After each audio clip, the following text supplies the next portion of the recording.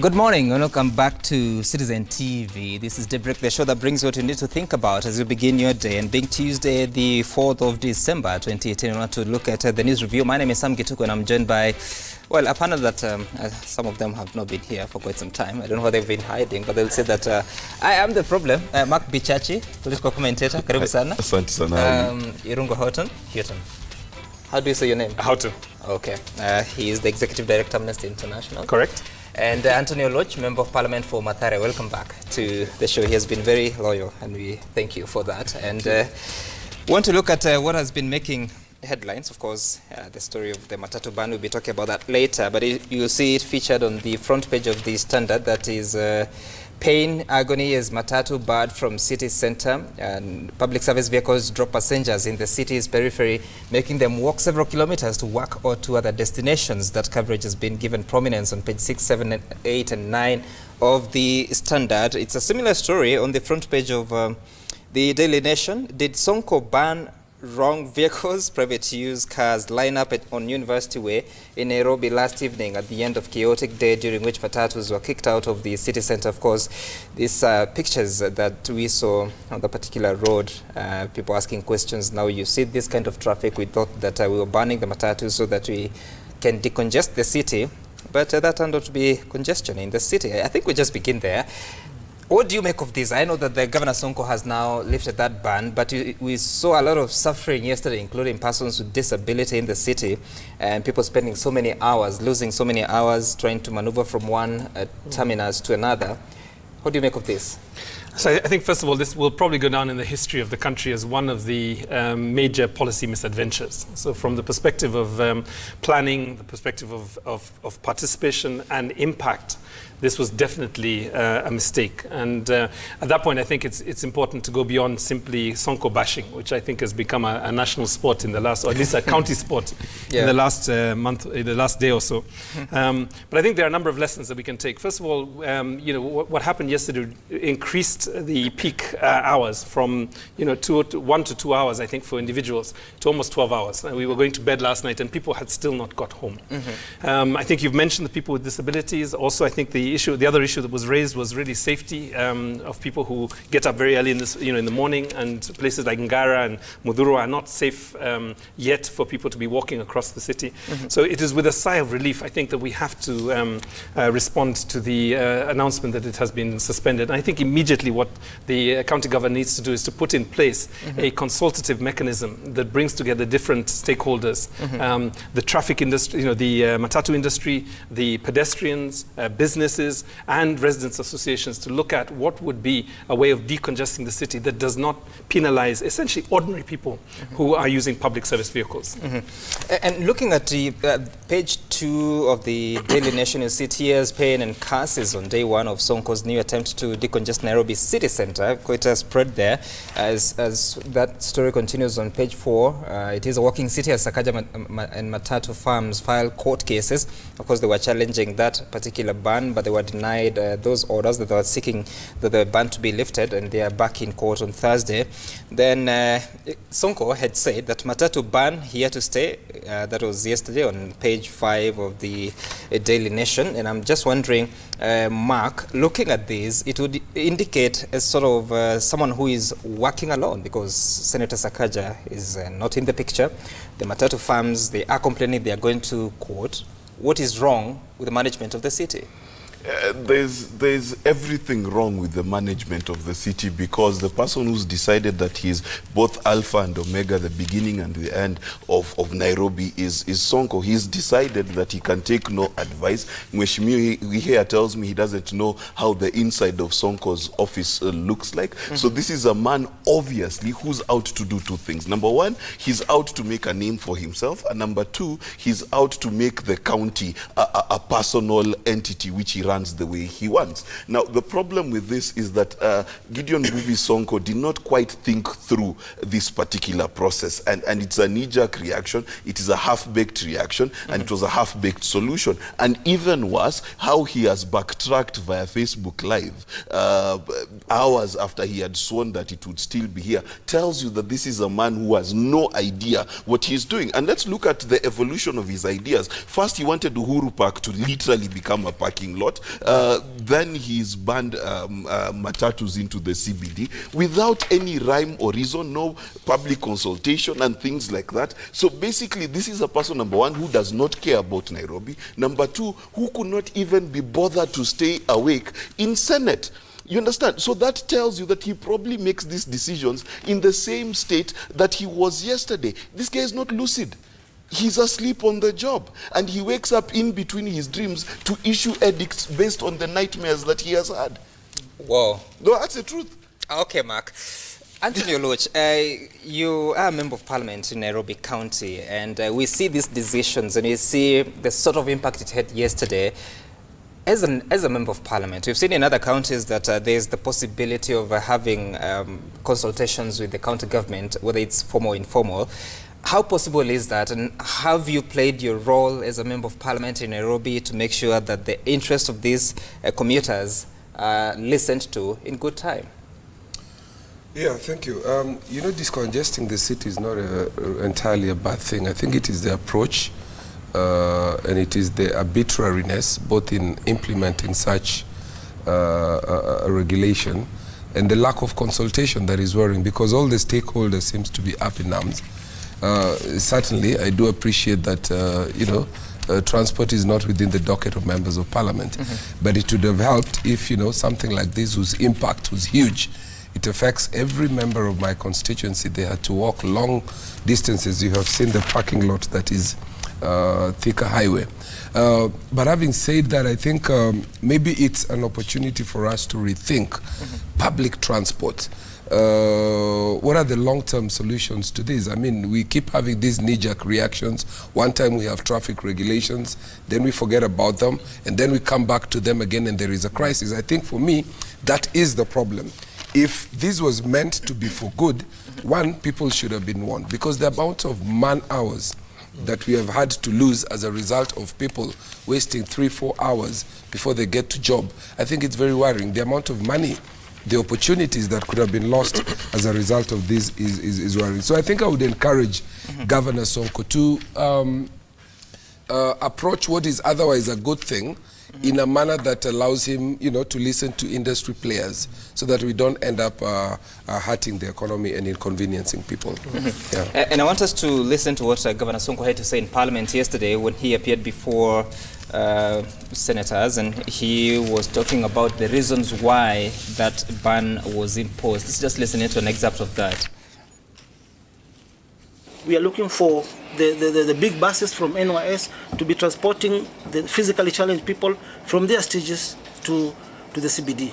From Modhurwa, Mr. Chair, into the city center, it's just a walking distance, 1 minute walk. So many people don't go to the gym.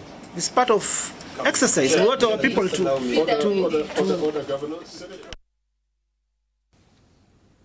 Anyway, I don't want to ask the question. What do you make of that, Anthony Oluoch? I think he was trying to make a light moment of what was obviously a tragedy, and maybe people would not be very amused. I am sure if I was encouraged to do voluntarily going to the gym and exercising, it's a good thing for our health, but it's not funny when you wake up in the morning and you cannot get to work on time, and then you're told, you know, people don't exercise. So I think it was a funny joke at the wrong time. Yeah. I mean, I think there are a number of things. He obviously is misinformed. For many people, it didn't take a minute to cross the city. In some cases, the analysis was it was upwards of about 2.5 kilometers that people had to walk. And I don't think it is the business of a Nairobi governor to tell people to exercise. If you know, I think that is an extension of a mandate that was not given to him. It's not one of the 14 functions that is devolved to the county government that you know, that we can be told when to gym and when not to gym. So I think, you know, I think it was a light moment, but I think, you know, in that moment one doesn't get a sense of seriousness and that he has the full impact of what has happened. I can only hope that in the course of the night this impact arrived very clearly to the county government and the governor, and that this is the reason for the suspension. And as I said, it is welcome. But I think now what needs to happen is a more deliberate process that involves planning, involves participation, and involves some clarity about what the impact will be.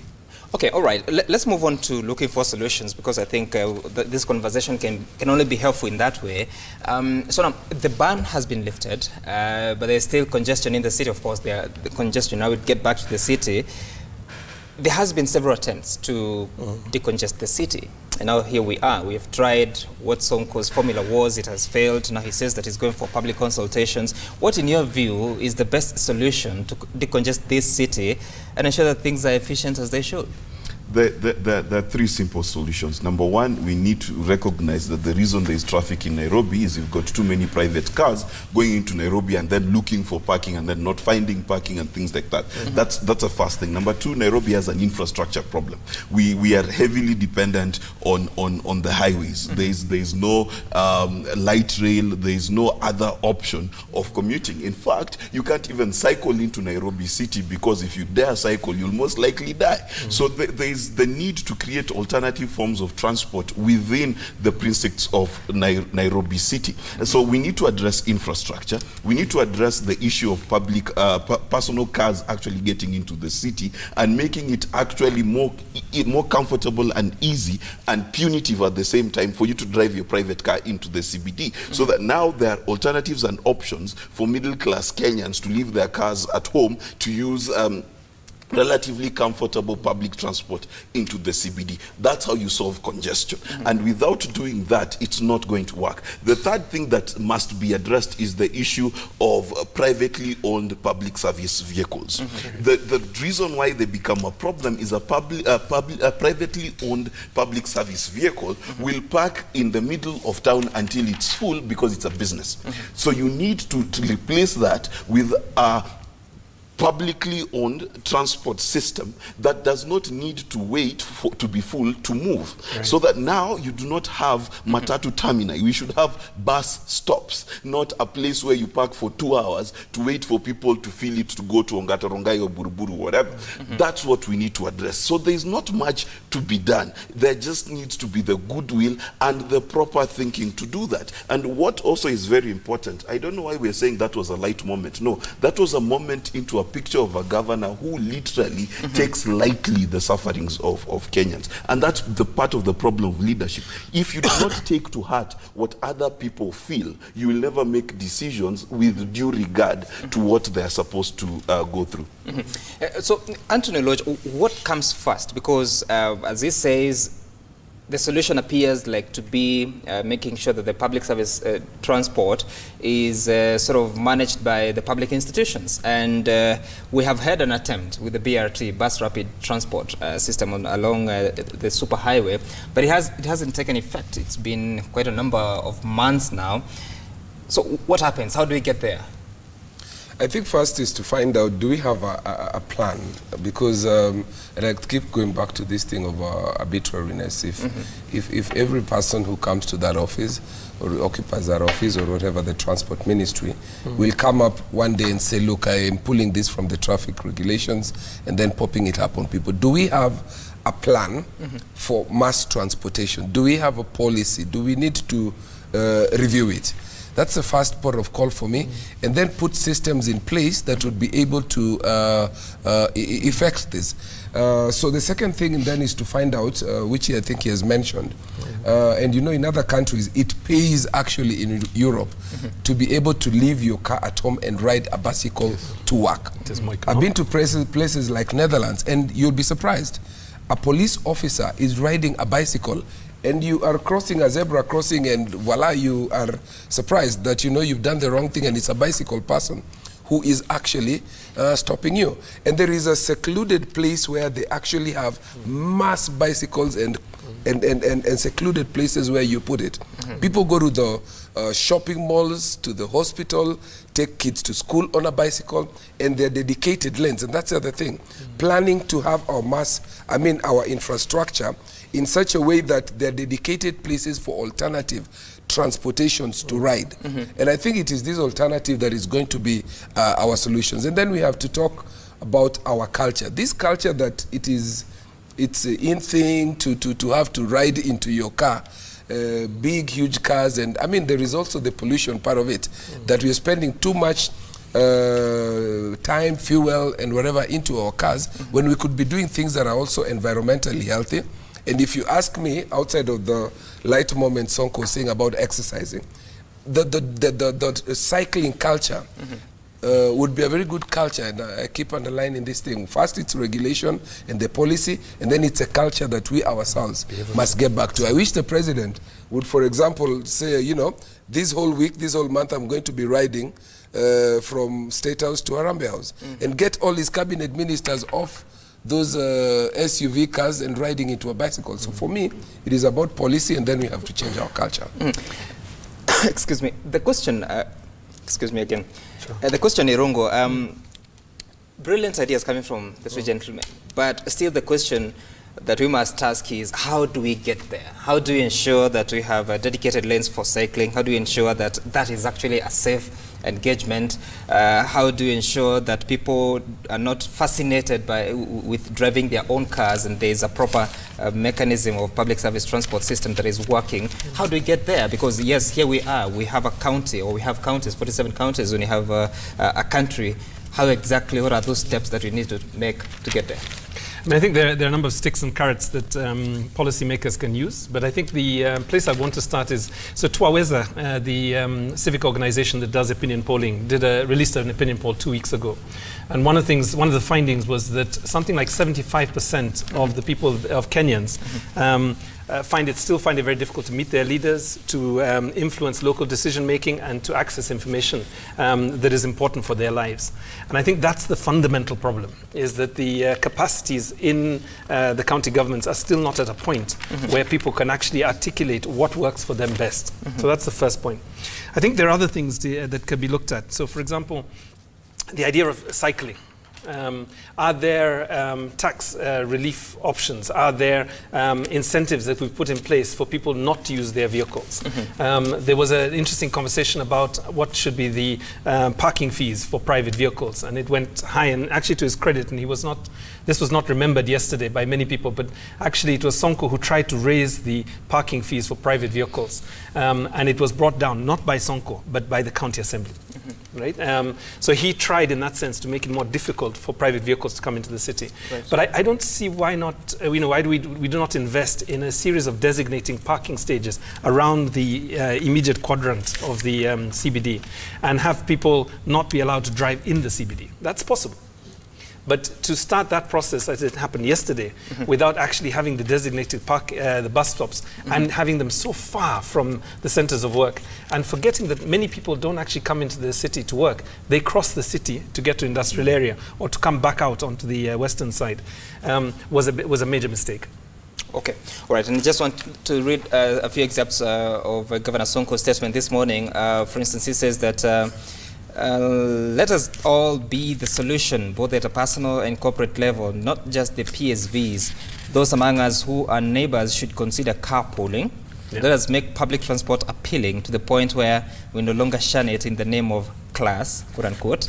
Let us mind the environment too, to eliminate the rising number of polluting private cars. We must all pull together to dismantle the disorganized traffic attitudes and entrenched behavior that leads to massive loss of man hours and burned fuel in traffic jams. Then he also says that we must re-engineer our minds to accept that we have over time all adopted a hopeless and defeatist traffic mentality, where we refuse to exercise basic courtesy to each other on our roads.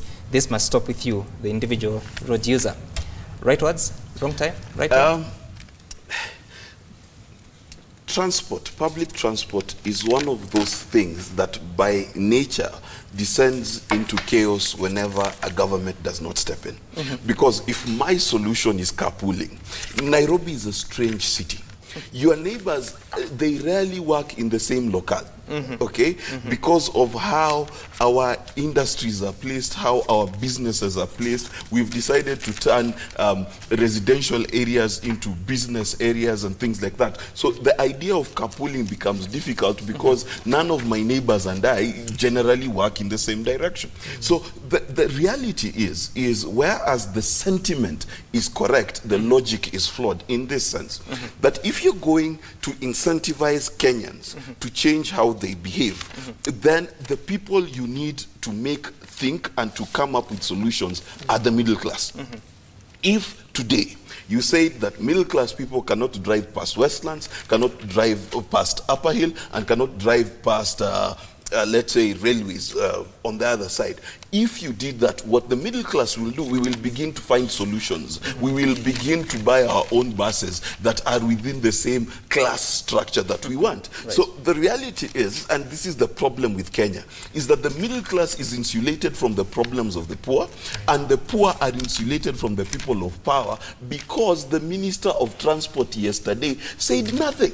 Okay? It is his docket. He acts as if the only thing that matters are flights between New York for 120 people. He has never once spoken about the plight of the common Mwananchi who does not have a flight to York. He's just trying to get from Githurai 44 to Westlands, which, by the way, is a nightmare even when Matatus get into town. So you need to understand that if we are going to have those dynamic solutions, you've got to inconvenience the middle class, because they can afford to be inconvenienced. They have the education and the wherewithal to mechanize to sort, basically. They're the guys who can innovate. You cannot expect someone who earns 7,000 shillings in Nairobi to innovate around transport. But someone who earns 100,000 shillings has the luxury of innovation. So if you're going to ban anything and you need a drastic change in this country, I, as a middle class person, I'm saying ban me from getting into town, because I can take that punch. Let me just come on to Mark's point a little bit. I think it's a critical point, I think, in terms of planning. Now, somebody who watched yesterday would think that there is no Nairobi integrated urban development plan, right? That there is no zoning that happens in the city, when the reality is that it does happen. But I think what has been missing for many years, and those of us in the Kilimani ward have begun to look at this, is actually when do residents get involved and businesses get involved in physical planning? Yes. So we've actually rejected the county government's, the previous administration's plan for Kilimani, and we have asked for 3 to 4 months to actually begin to plan with the county in terms of issues like this. Not just transport, but it's things like, for example, do we want markets in Kilimani? Yes. We do. Right? Because that's where we buy our vegetables and so on. Do we want schools to be co-located next to nightclubs? No, we don't. So zoning is the other most important thing that would be an opportunity, I think, for the county government to reconsider in terms of Nairobi. Okay, all right. I want to leave that conversation. I hope that those in authority, specifically Governor Sonko and his team, are listening and take a few of the strong comments. Doesn't everybody listen to Citizen in the mornings? No. Let's hope so. Okay, I'm going to force you to reveal your ratings. Don't bite.